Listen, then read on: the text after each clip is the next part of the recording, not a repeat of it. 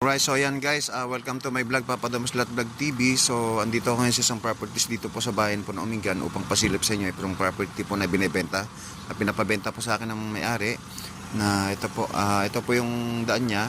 Actually nakatutok po ito sa daan, pero ito po yung daan niya papasok po ng properties. Ayan, sarili niyo po ito. Tapos ito po, may kompleto po rito. Meron po ditong linya na ng kuryente, internet, nawasa, kompleto na po. At andyan lang po yung barangay hall ng barangay hall po nila. So malapit lang po. Ito po yung properties po natin. Dito lang po sa likod na yan. So bali, ang area po nitong properties po nito mga madam mga sir, 11 hectares po ito. So yun po. Ito po yung barangay road. So ito po yung papasok po dito sa properties. Ayan po, ito po yung cemented road niya. 2 lanes po. Ito po siya. Ayun po yung barangay hall. So bali, mga nasa 7 to 10 minutes lang po from highway po ng main road po ng Umingan po. So ayan po. So sa pagpapatuloy po ng aking video po, papasokin ko po itong properties para makita po dito sa loob kung ano po yung kagandaan po nito. At ito po ay meron po 85 na mango trees po. So ayan po. So puputulin ko po muna at papasokin ko po sa loob. Maraming salamat po. Yan, so bali ito po yung pagpapatuloy po ng aking video. So ito po yung daan po niya. Ito, sakop na po ng properties po ito.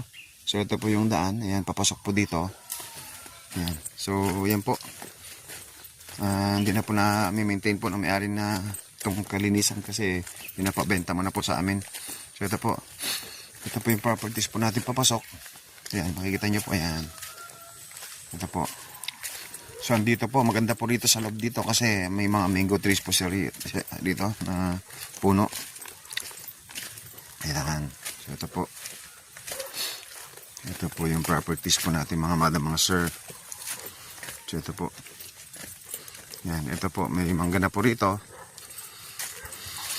Yan, layo-layo po itong mangga niya mga madam mga sir. Maganda po.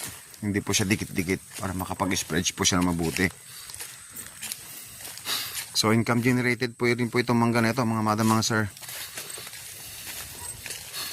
Yan, yan po. May mangga na po rito. May mga mangga po. May mga kawayan. Yan, may mga bayabas po dito lang nakatanim. May mga Jimelina po ito. May mga native trees na ito po yan. Ito po yung mga mangga po niya. Mga sir, yan. Ito po.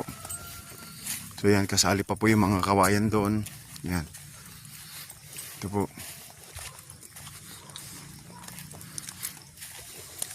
At presko po rito, pwede po kayo mag-alaga rin po ng mga hayop. Baka, kambing, kalabaw, pwede po. Pwede pong gawing rancho. Yan. So ito po.